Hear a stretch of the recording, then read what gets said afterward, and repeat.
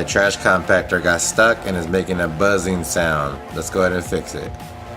Alright guys, so my garbage disposal, it is stuck.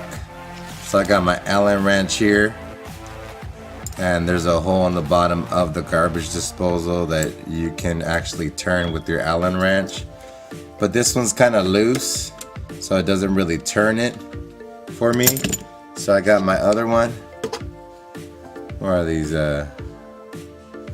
These are the T's, I believe. This one grabbed it really good, so I'm able to actually turn it without buying any extra tool. So I turned it up, loosened up whatever was stuck in there.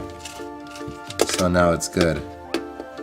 So this worked out for me, and this is the common tool you will have in your toolbox.